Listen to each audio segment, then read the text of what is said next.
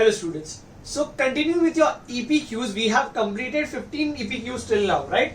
So now going on to question number 16, it is giving me if smile represent 5 balloons. There is one smiley face over here, and that one smiley face represents 5 balloons. Then number of symbols to be drawn to represent 60 balloons. What are they saying? One smiley is for 5 balloons, right? Now you want to show 60 balloons. So how many smiley we have to get over here? It's very simple. I know that one balloon is equals to 5 smiley, right? The total of number of smiley, the total number of balloons are 60, right? One smiley will be equal to 5 balloons. So now in 5's table, when do we have 60? 5 12s is going to be 60 over here, correct? So how many smileys I have to make? I have to make 12 smileys.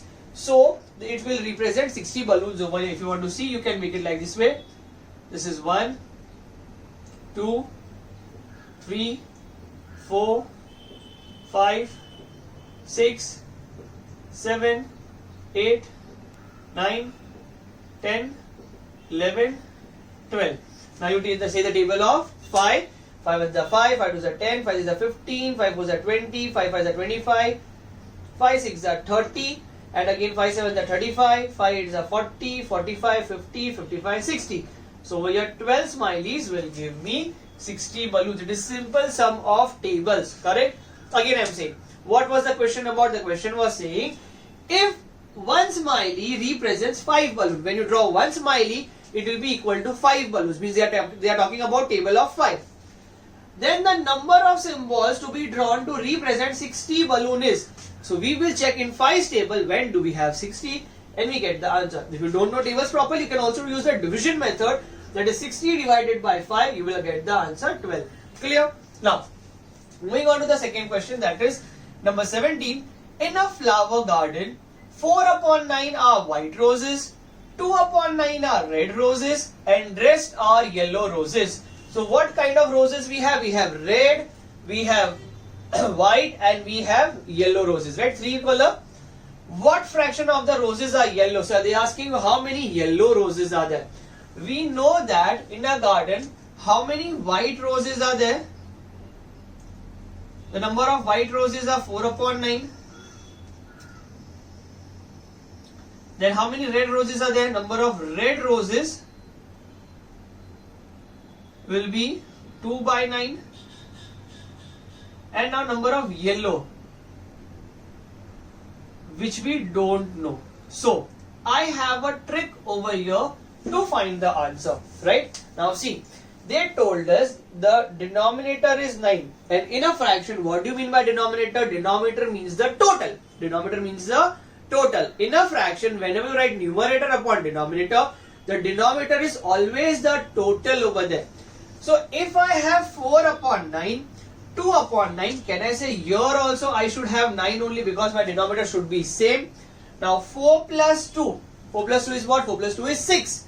6 plus which number will give me 9? Why which number will give me 9? Because the total number of roses has to be 9 because my denominator is 9. So can I say 6 plus 3 is equals to 9? So 6 plus 3 will be 9. We can count it like this way. 4 plus 2, 6. 6 plus which number will be 9? 6 after 6, 7, 8, 9. That is 3. And that's why I wrote 3 over here. And my answer will be 3 upon 9. Can we see 3 upon 9? Yes. So the fraction of yellow roses will be 3 upon 9. Okay. It's a very easy sum. Understood the fraction concept? What do you mean by denominator? Denominator means always the total. Total means always the denominator, and your denominator never changes. So if this is 9, this is 9, even this has to be 9 over here. Next one. Study the diagram and find the missing term. Now if you see the diagram, there is a dark line over here. It's like a pizza, right? And they have divided the pizza where 1, 2, 3, 4 pieces on this side and 4 pieces on this side, right? I can say 4 pieces on my right side, 4 pieces on my left side. Clear? Now whenever you have such kind of sum, I can say first try tables. What you will try first? First you are going to try the tables. How to check the tables? We are going to check this way. That is, my piece is over here 3, right? Now, which is the piece opposite to it? This is the piece which is opposite to it. Clear? Exactly opposite to each other. In 3's table, when do we have 3, 15? 3 5s is 15. That is my first step. What I got? 3 into 5 is equals to 15. Same way, let's check with the other one. Now here though both are 0, 0, so we cannot check anything. Can I check over here? Yes, 7 and 35 I can check over here, correct? So can I say in 7's table when we get 35? 7 5's is 35. I can say 7 into 5 is equals to 35. Now see, 3 5's is 15, so that was my question, this was my answer. This was my question, 7 5's is 35, so this is going to be my answer. So I can say these are my answer column and these are my question column. So 0 5's will be equal to 0. Now something into 5 will give me 60. Why only 5? Because if I multiply this number with 5, I get 15. If I multiply this number with 5, I get 35. So which number into 5 will give 60? So I can write over here, dash into 5 is equals to 60. And in multiplication, if you have missing number, we have to divide the number. So we ask a question, in 5's table, when do we have 60? We have just solved. 5 12's is 60. So my answer would be 12 over here. That is option number B. So understood how to do the sum? This is like a puzzle sum. So very first thing you are going to check is tables. That is 3 5's are 15, 7 5's are 35, 0 5's is going to be 0 only. And therefore, this is my question. Which number into 5 will be 60? Why into 5? Because if the above numbers are multiplied by 5, then this number also has to be multiplied by 5 only. So which number into 5 is 60? 12 into 5 is equals to 60. So the number over here is going to be 12. Okay. So that's your question number 18. Now going on to question number 19, it is said, study the number machine. If 14 is put into the machine, what number will come out? Okay. What are we doing over here? Study the number machine. Now there is a number machine, and if you see there are steps given to you. Who's going inside? Study the number machine. If 14 is put inside the machine, where is in? In is over here. So we are going to put 14 first over here, right? So it is said 14 multiplied by 5, add 26 and subtract 39. So we have to do this step and we will see which number will come out. So that's easy. We have to do first 14 multiplied by 5, right? What is 14 5's are? 14 5's are is 70. So I get 70 over here. Now, once you get 70, they are telling me to add 26. So that will be 70 plus 26, which is going to be what? 96 over here. So I can say which is equals to 96. And now I have to subtract now 39. So 96 minus 39. 9 minus 6 minus 9 cannot be done. 9 will become over here as 8. 6 will become over here as 16. 16 minus 9, which is going to be 7. 8 minus 3 is going to be 5. And my answer will be 57, which is option number C. So really easy sum, just a method of addition, subtraction, multiplication or division. It can be in the sum, right? So first we take 14, we multiply it by 5, so we got 70. Then we added 26, so we got 96 as our answer. And from 96 we will subtract 39, so we got the number 57. So which number will come out? 57 will come out when you put 14 inside the machine over here. Okay, again that was a really easy sum. Going on to question number 20, it is given to me, if A is standing on X, X, I, X step. What do you mean by X, X, I, X? It's a Roman number. X, X means 10 and 10, 20. I, X means 9. So this number is 29. Which number is this? This step is 29. And B is standing on the steps X, V, I. X means 10. VII means 7. So I can say it is 17. So first you find out which number is given to you. So here it is 29 and here it is 17. How many steps are there in between A and B? How many steps are there between A and B? So what we can do? Can we subtract? Yes, you can do the method. So what we do over here, 29 minus 17 I am going to do. 9 minus 7 is going to be 2 over here. 2 minus 1 is going to be 1 over here. But 12 is not my answer. See why 12 is not my answer? Because if I make over here, this is my step 1, step 2, step 3, step 4. This is my first, second, third, fourth. If A is standing over here, this is person A, and B is standing over here, this is person B. Can I say B is standing on fourth step? Yes. A is standing on first step? Yes. How many steps are between them? There are only 2 steps, step number 1 and step number 2, right? There are 2 steps between them. I can clearly write there are 2 steps. But see, when we have so many steps, obviously I cannot draw and find out because it will take a lot of time. So I will use the same concept of subtraction over here. B was standing on step 4, so we take 4. Minus A was standing on step 1, so we subtract 1. What is 4 minus 1? 4 minus 1 is 3. See, my answer are differing over here. Here we got 3. Here we got 2. Which one is correct? Obviously I can see from my eyes. This answer is correct over here.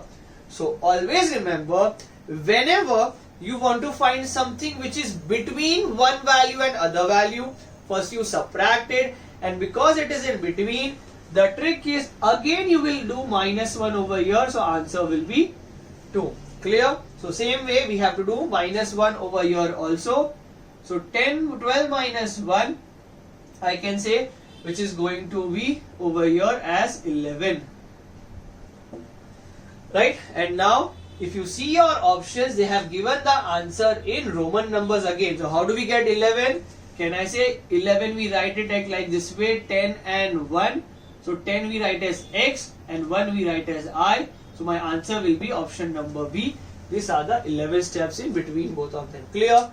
Understood the concept? Whenever 2 persons are standing from one and on any other step, if you want to find the number of steps between them, subtract the number, right? The answer is not your final answer. We have to subtract one more step. Why we have to subtract one more step? Because we have to find how many steps are exactly between. So over here we have to do one more subtraction like this sum, what I have make you understand over here. Clear? Now going on to sum number 21, it is given to me. The entry fee for a circus was rupees 140 for an adult and 70 rupees for a child. So I just read properly. Entry fee for a circus was rupees 140 for an adult and 70 for a child. Means if you are going for a circus, if a big person is going or adult is going, like your mother, father, teacher, right? If they are going, then they have to pay 140 rupees. But if children are going, then they have to pay only 70 rupees. Mr. Dev paid 700 rupees and got back rupees 140. So there was a person, Mr. Dev, who paid money for number of people. Now how many people went for the circus, we don't know. But he paid rupees 700 and the shopkeeper, or you can say the ticket cashier, gave him 140 rupees back. So what is the exact amount he paid? I can say that first Mr. Dev had paid rupees 700, correct? From that he got back 140. So we have to minus 140 over here, right? Because if you give something to the shopkeeper and the shopkeeper returns you some money, so what is the amount you spend? So money spent will be 0, this will be 6, 10 minus 4 is 6 and 5. So 560 rupees was spent for going on circus, but we don't know how many adults were there and how many children were there. If there were 5 people, there were how many? 5 people. What could be the combination? Which combination from this can suit over here? So we will try the option method. That is, option number says adults are 4. So what is the price of adult? 140. Price of children is 70. Right? We have written the price over here. So in option number A, adult was 4, so multiplied by 4. Child was 1, so multiplied by 1. So 4 zeros are 0, 4 fours are 16. 1 carry, 4 ones are 4, plus 1 is 5. And over here is 70. Now 560 plus 70 will give me 560. No, obviously it is going to give me a bigger number. So my option number A is wrong. Going on to option number B. It says 3 adults. So adult is 140 and child is 17. So into 3 because there were 3 adults. Into 2 because there were 2 children. So 3 0 are 0, 3 4s are 12, 1 carry, 3 1s are 3 plus 1 is 4. 17 into 2 equals to 140. If we add them, let's check. 420 plus 140 equals to 560. Correct? And we wanted 560. So we got our answer that for the circus, there were 3 adults and 2 children who went for it. Clear? So now, I hope you have understood this sums from sum number 16 to sum number 21. Right? Now still there are sums left which I'll be taking in the next session. Your homework for the day is whatever I have taught over here in this session, you have to do it 2 times. All the steps you have to learn how to solve the sums properly. And yes, if you don't understand, if you have any doubt, then we'll have a one-to-one session and we'll clear your doubts. Okay? Thank you.